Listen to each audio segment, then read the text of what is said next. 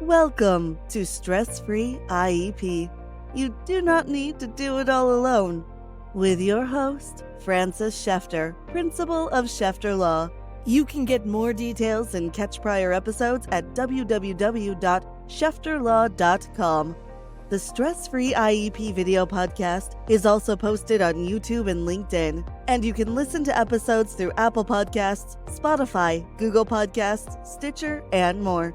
Now, here's the host of Stress-Free IEP, Francis Shefter. Hello, everyone, and welcome to episode number 18. I just looked it up because I was curious. We are actually on episode number 18.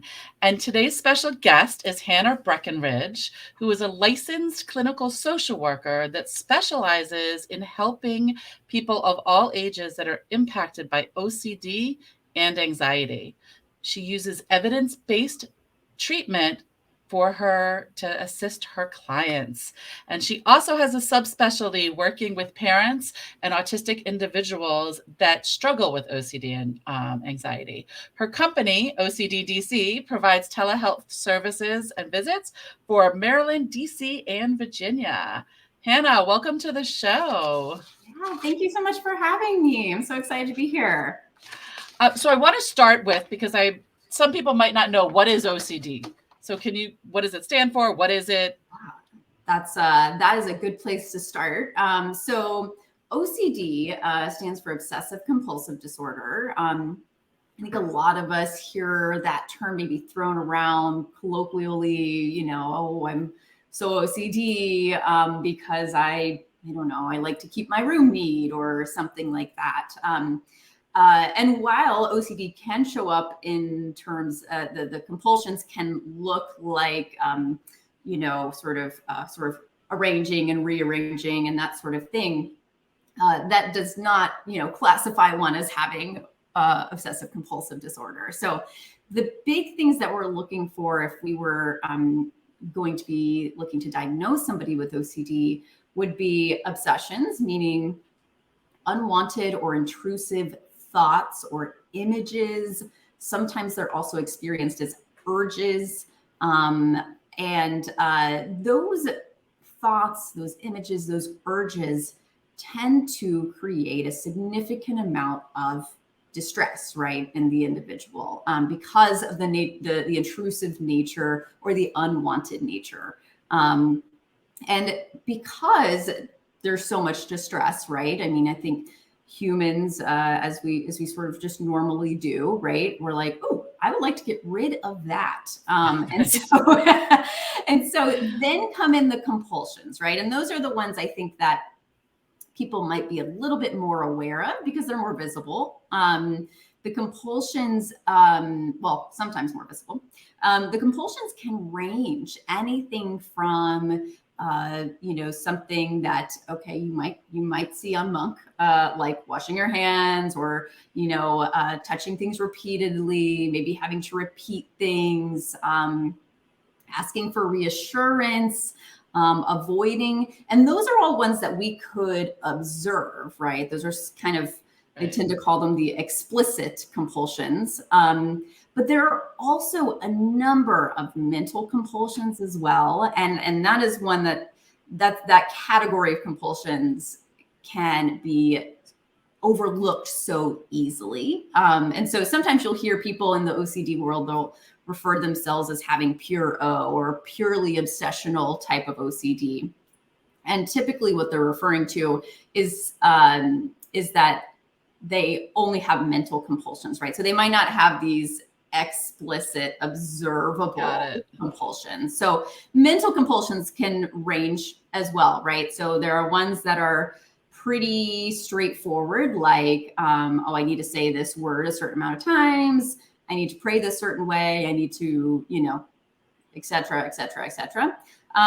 To, slightly less concrete but still a compulsion, like, let's say you have a thought of, what if I, just take this knife and stab somebody, right? It's kind of a scary thought, a little distressing, especially if that is not in your, what you want to be doing. Right. Right. And so you could do a compulsion of like, you could, I don't know, avoid all knives. You could, there are a number of physical compulsions that you can do because of that. You could also have mental compulsions, like, for example, and these are the ones that might be slightly harder to catch sometimes, I find, would be like, well, you essentially are arguing with yourself. I call it ping-ponging sometimes, right? You have that thought and then you're like, well, I couldn't do that. I could never do that. I'm not that type of person, and there's sort of this like urgency to it, right? Like, oh, no. Like, that's not me. I would never hurt a fly, but it ping-pongs, because what happens after the compulsion is that it may or may not bring some temporary relief. The important thing is that we perceive that it's going to bring relief. Right. So, but it actually ends up just reinforcing the content and the content of the obsession in the first place, and reinforcing that we should continue to do this cycle next time this comes up, because this must be a very important issue. We treated it as if it was very important. And we also kind of taught ourselves that, like, hey, we maybe aren't as strong as we think we are. We maybe can't handle as much as we think we can. Like, we can't handle those scary thoughts.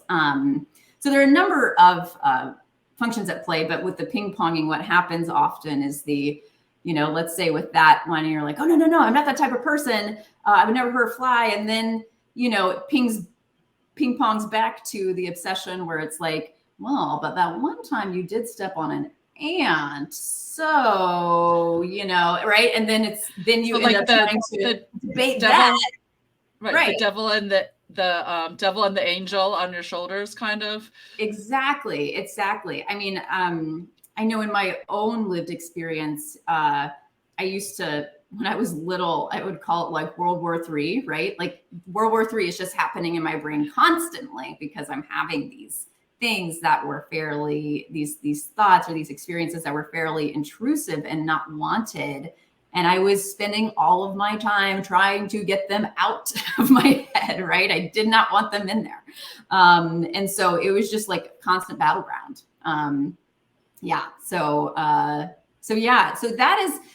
those are the two, when we're talking about OCD, right? Like those are the two things we're looking for. We also, though, need to see that this has a significant impact in a major area of somebody's life, right? So this is not just a quirk, right? Or a, thing that I occasionally do every once in a while, but it really doesn't cause me any problems, right? No, this is significantly impacting somebody's life.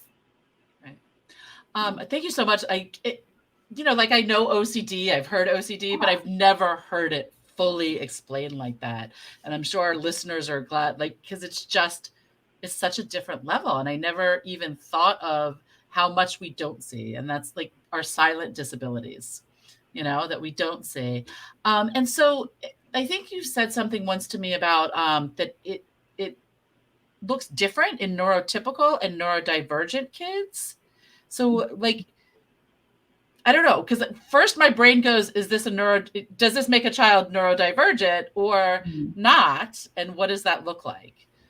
Yeah, that's a really, really good question. I think there's probably some debate over it. And partially because there is some debate over whether or not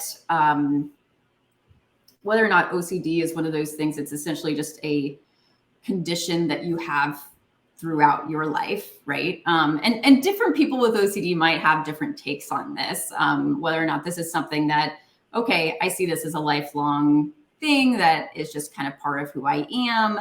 I could imagine there being some resistance to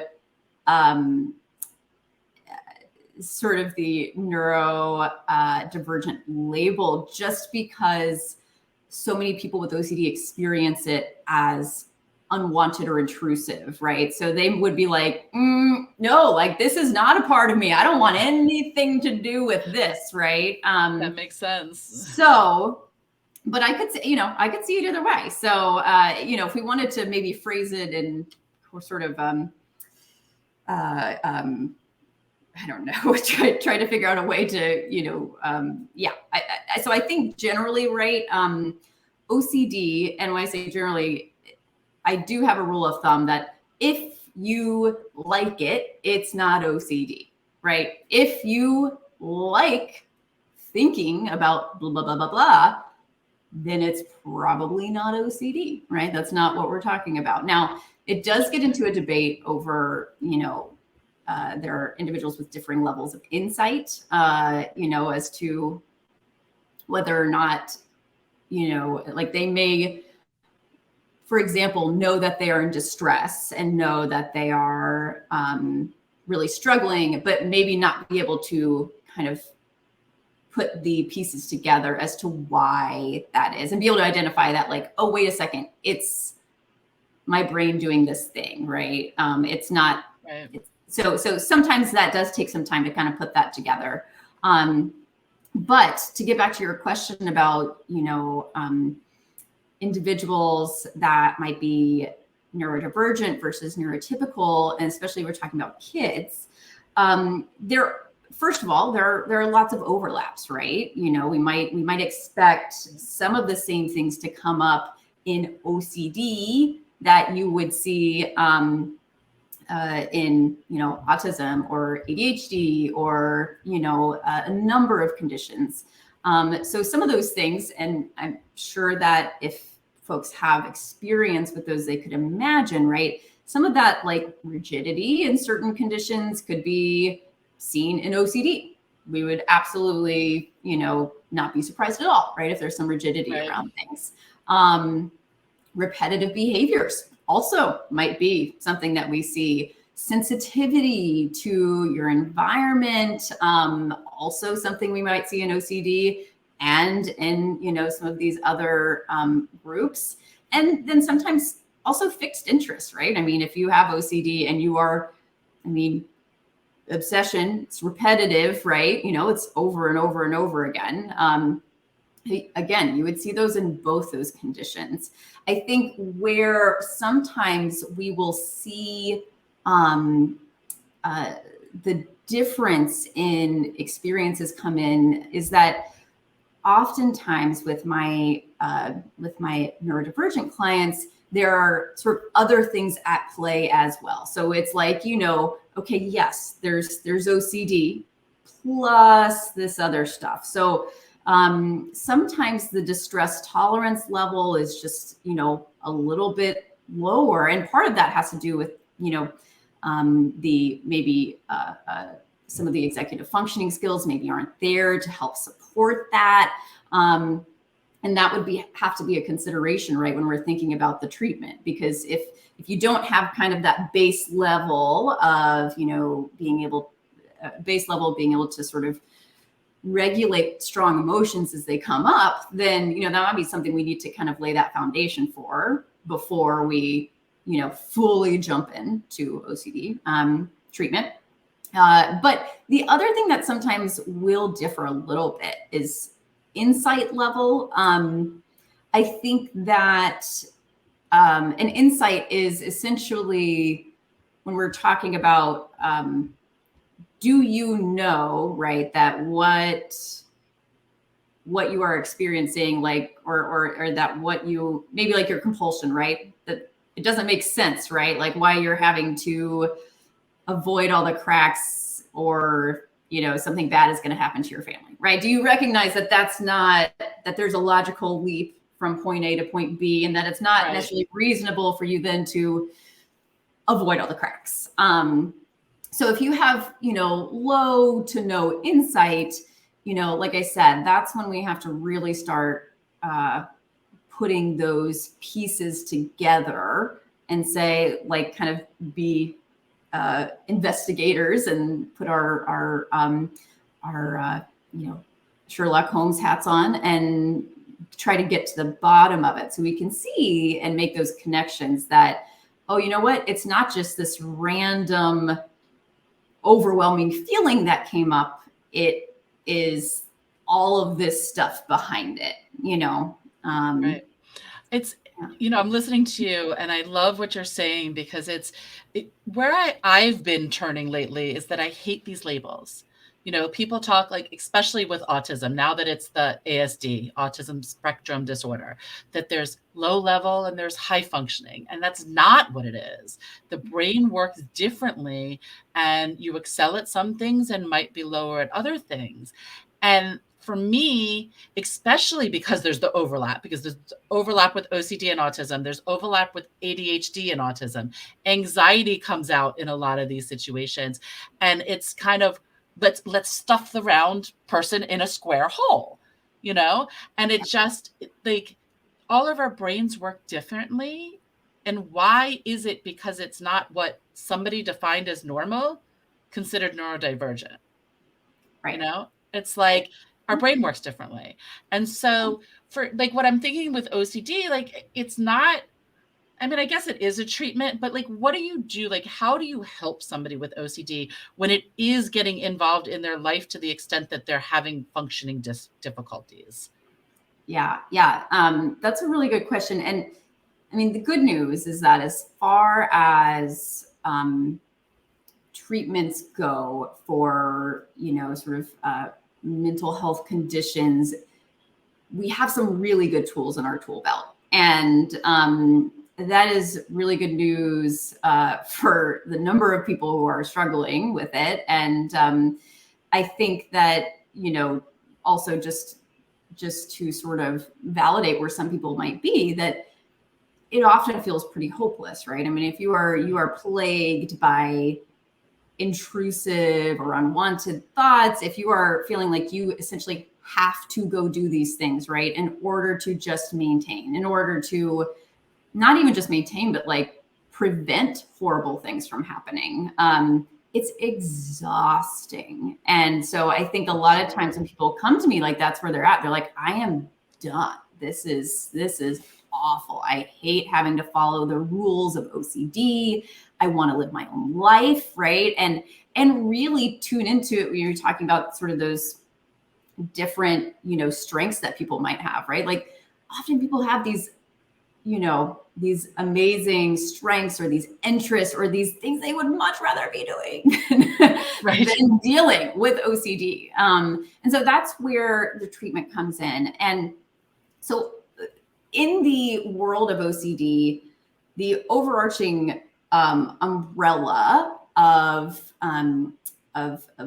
treatments all falls under the sort of cognitive behavioral framework. Now, they may sort of, depending on which one specifically you are using, pull different components from, maybe a third. For example, acceptance and commitment therapy is one of those approaches that works well with OCD and has a very robust evidence base behind it. And sometimes it's considered sort of a third wave of therapy, meaning it came after CBT and is different in some significant ways, but also draws from some of the fundamental ideas behind it. Right. So acceptance and commitment therapy is one. That was one that really emphasizes mindfulness and emphasizes essentially living life in spite of any feelings, right? Or any internal experiences that we might be going, right? They emphasize moving towards the things that you value rather than listening to whatever noise, right, is happening in here. Exposure and response prevention is also, probably at the top of most therapists that specifically treat OCD. It's probably like at the top of their list. And I think probably to some extent, almost every therapist sort of will integrate it, right? If they specialize in this area, which is exactly what it sounds like, right? It's exposure, meaning we essentially we purposely maybe put ourselves in situations that are a little bit, are going to bring up some of that discomfort, bring up some of that anxiety, and response prevention, meaning that we practice not doing the compulsion and response. Right. And so that is, like I said, to different degrees, people integrate that. And that does, as a side note, that is where it can get really interesting with some of my neurodivergent clients, right? Because there are specific things that I might work with a neurotypical client on that, depending on, if the client identifies as, I don't know, autistic or whatever, that we might have to, evaluate if that's the right fit for them, right? Depending on their preferences. But exposure and response prevention can be a really, really good tool, and can be very empowering, right? You're sort of flipping the narrative on OCD a little bit, saying like, no, I am in charge here, not you. Like, I need to do this. So it's interesting. Yeah. Because it just sounds like a lot of times people hear a disability, a mental illness or something, and it's like everybody's treated the same. Oh, just give them this medication, give them this type of therapy. But it sounds like for OCD, there's more than that, there's different treatments, but it also depends on how the client wants to to live with the OCD type. Yeah. I think that might somewhat, I would say, I think most folks that specialize in treating OCD, they're drawing from ERP. They're probably, maybe not. There may be some very hardliner ERPers out there. But there might also be folks that are integrating ACT more. There are also, and these are all sort of like theoretical orientations, right? So there is, even within each of these, like quite a bit of overlap. It's just we're all going towards the same goal of getting this client back to their life and their life on their terms, Right. It's just different ways of getting there. And so, there's also, there's some, emerging evidence for something called inferential based treatment, which adds a really strong cognitive component to some of these other approaches that were maybe more behaviorally based. And again, it's sort of adding into the mix. I think that there are going to be certain therapists, right, who maybe lean more in this direction or who lean more in that direction.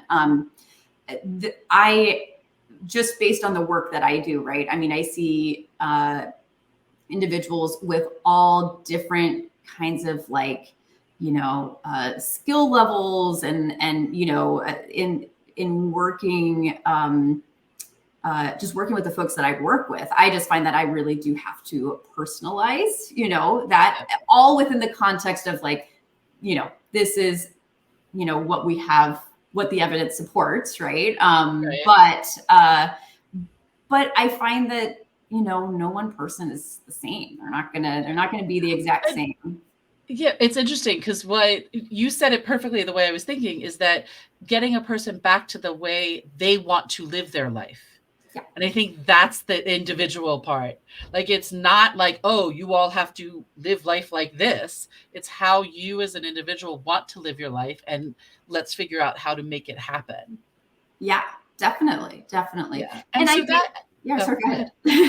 I think that's been a little bit of a shift, maybe in the past 10, 15 years, where I think probably 10, 15 years ago, you would probably find quite a few more very hardline ERP, right? And I'm not saying this in a right when I came out of school, that still was kind of, the thing, right?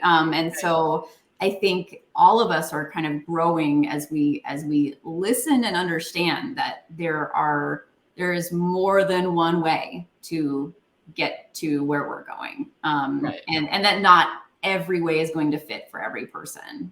Yeah. And I know you say you work with kids through adults, and it's got to look very different. Like how, like I would see adults have more insight of what's going on. How do you help kids that are having OCD that it's impacting like their education, school, home life? Yeah, no, that's a really good question. And yeah, I think on some level, adults do tend to have a little more insight. Not always, right? Right. Well, Everybody's different. But I think one of the things that can be that we might see with kids is it may be that they recognize that there's something that they don't like about what's going on, right? But like you said, they may not be able to put those pieces together about like why that is. So like in younger kids, it's a little more common for us to see things like we'll see compulsions and you'll be like, well, what are you worried is going to happen if you don't do that, right? And they'll sort of be like, you know, or like, I don't know, I just get this bad feeling, or, you know, it might be a more generalized experience, maybe without the very, sometimes there are, right? And this is not to say this is the way for everybody, but it might be a little less concrete in how they're experiencing it. They may not have a, you know, well, if this, then this, right? Explicitly. they don't know the why yet. They may not know the why yet, right? Or frankly, they're just not at a sort of developmental level where their brain has come up with a why. Right. You know, like, right. The lobe is not fully there. We haven't gotten there. Which in that case, right, we just have to be mindful of that. And the why, and that in that case is that I don't like being uncomfortable, right? I don't like this feeling. And so it can be general. We can keep it kind of general in that sense and still apply what we're talking about, you know. And often there's even this, you know, so there's that feeling. Oftentimes there are even these thoughts or beliefs around those feelings, like something like, well, if I don't do this, then this feeling is never going away, right? Which that is a scary thought, right? Like, yeah. I wouldn't want that. Right. Yeah.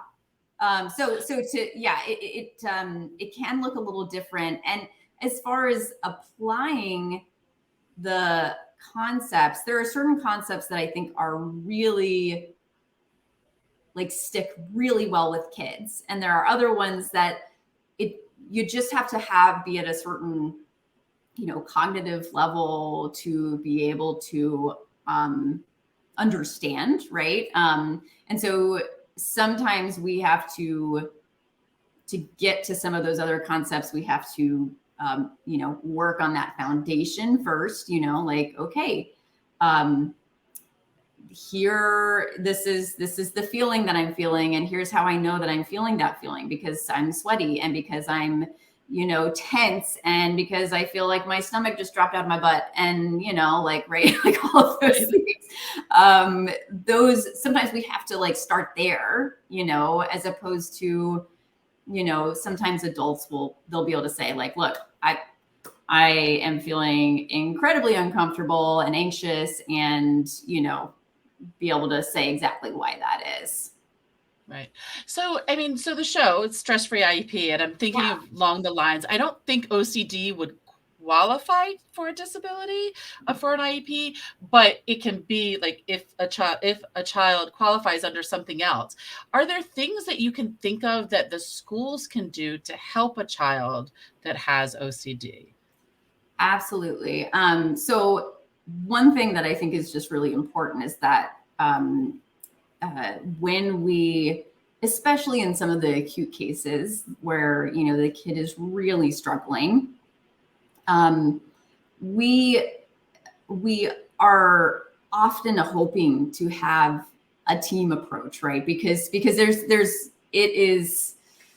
really hard if, say, I am seeing somebody like once a week for 45 to 50 minutes. And, to be able for that person to be able to apply that outside session. And that's for an adult, Right.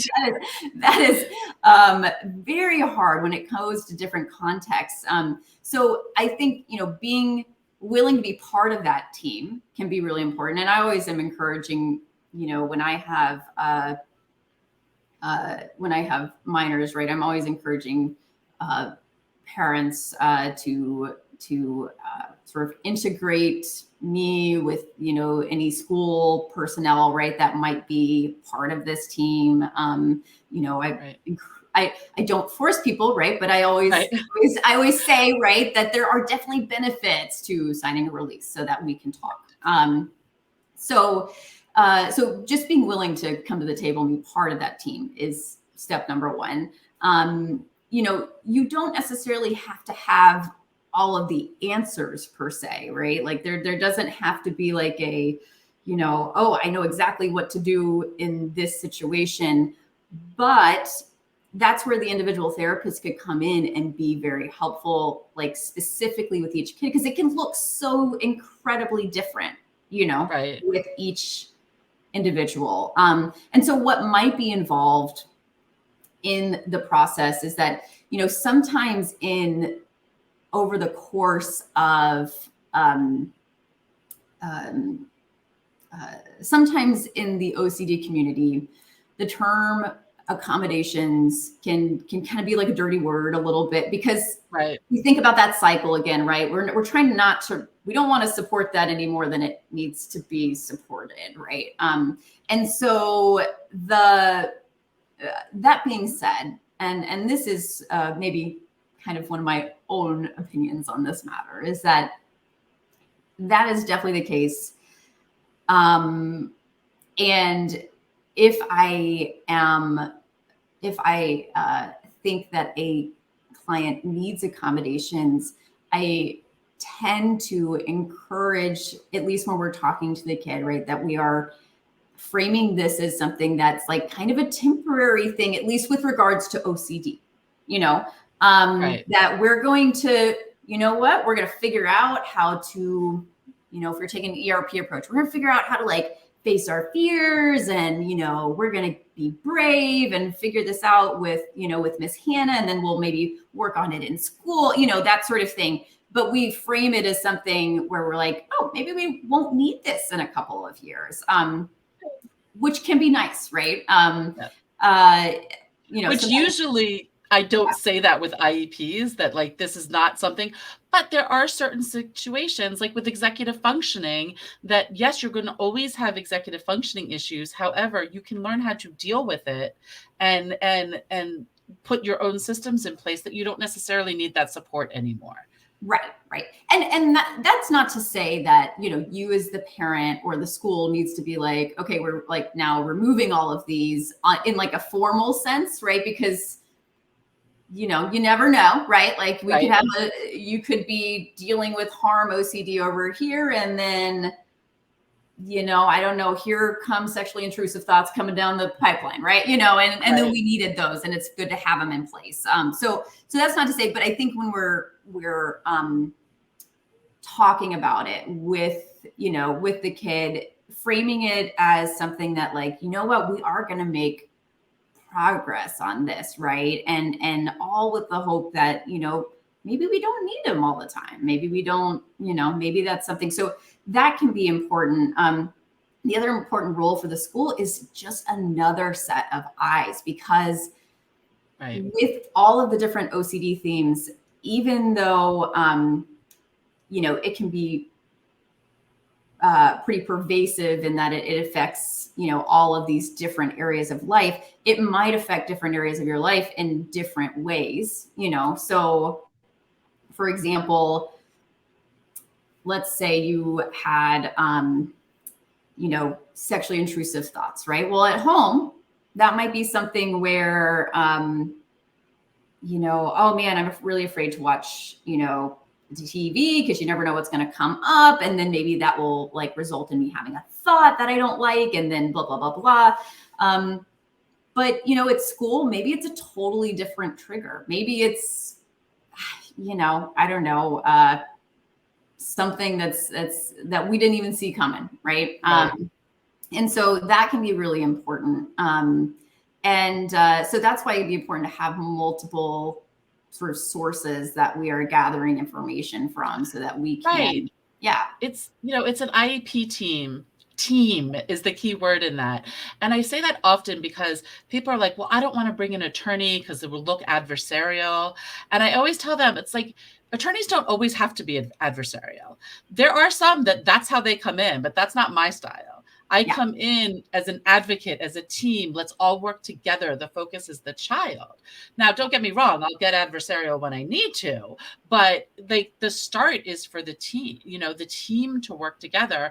Because if we're not, the skills we're teaching, like even the skills we're teaching at school, if outside therapists and service providers don't know, it's just the child is like, okay, so I need to behave this way at school and this way with my therapist and service providers and this way at home.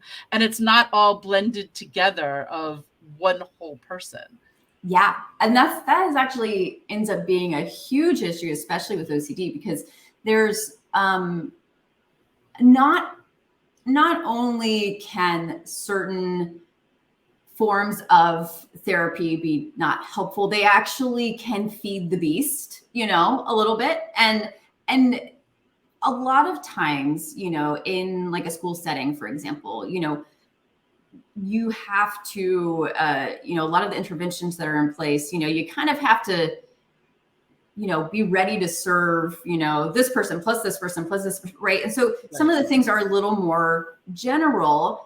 The only problem is that sometimes those specific general things, right, can, if we weren't thoughtful about it or careful about it, turn into a compulsion in and of itself, right? So let's say that, you know, oh, okay, well, this person has a, you know, this kid was taught deep breathing. This has happened a number of times, right? Taught deep breathing. And not that there's anything wrong with deep breathing, but we want to frame it, you know, the right way.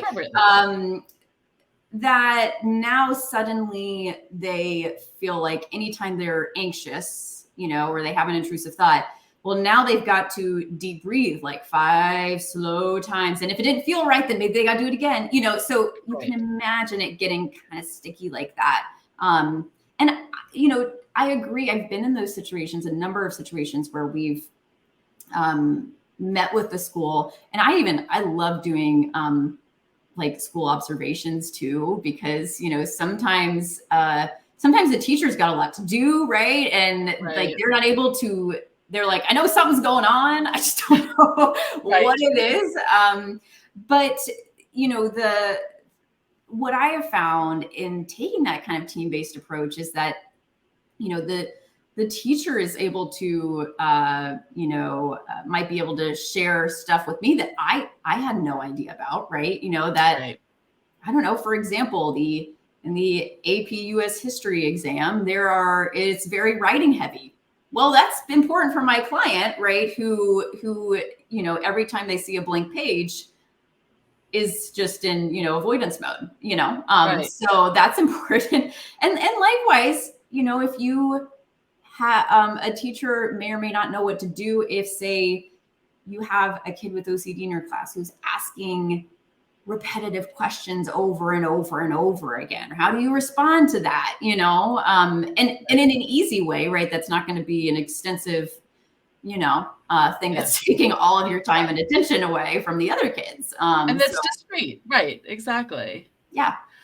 God, this has been so fascinating. It's just, you know, it's so funny because it just, you know, I started doing the show to provide information for parents and for families. And I'm learning so much about all of this because, you know, like, yes, I have the education background. I have the special ed. I've been the attorney and all that, but it's just not, I don't have the psychological side. I don't have, you know, the service provider side. And I love learning all this so that we can look at our children and help. So like, what's the next best step? Like, what can parents do that want more information of like how to reach you or what they can do to help their child? Yeah, definitely. Well, if they would like to reach me, they can do so through my website, which is, www.ocd-dc.com. And there's a The link will contact be. form. What'd you say? Oh, I was going to say the link will be on the show notes. Great. So they can reach me there. The other thing to check out is the IOCDF, the International OCD Foundation. They're kind of the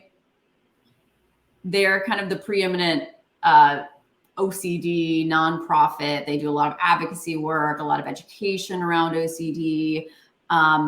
They host OCD Con every year, which is a thing and very exciting for those of us in this area.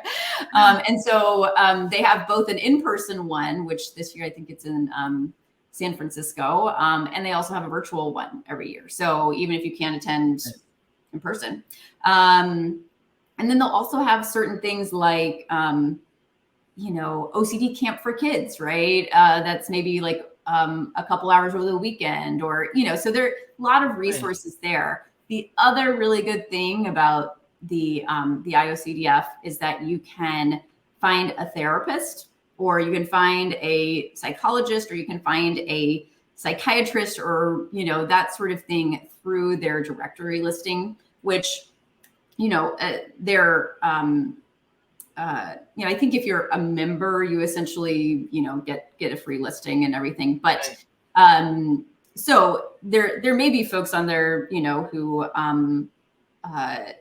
maybe are don't specialize as much. But if you specialize, you almost certainly have an IOCDF directory listing, if that makes sense. No, totally makes sense. Yeah. I get it. And they also have a resource that they launched fairly recently. It's I think it's called like Anxiety in the Classroom or something like that. It's sort of like a sister site that talks about anxiety and OCD, how it can show up in the classroom. I think they may even have some resources specifically for educators or for administrators or parents, all different parties, and that might be part of the team. That is awesome. I love that there's so much support about it now, because back in my day when I went to school, it was all like swept under the rug. Like, no, you don't want people to know this. And now it's just, there's national groups that you can go and help. And it's so fabulous and so supportive. I loved having you on your show. Thank you so much for teaching the audience, talking about OCD. This has just been a full day of learning. It's been awesome. Thank you. Yeah, thank you so much for having me. I obviously can talk about OCD until I fall over. So. Oh, and it's great. It's all relevant information. Yeah. Thanks so much. You've been listening to Stress-Free IEP with your host, Frances Shefter. Remember, you do not need to do it all alone. You can reach Frances through shefterlaw.com, where prior episodes are also posted. Thank you for your positive reviews, comments, and sharing the show with others through YouTube, LinkedIn, Apple Podcasts, Spotify, Google Podcasts, Stitcher, and more.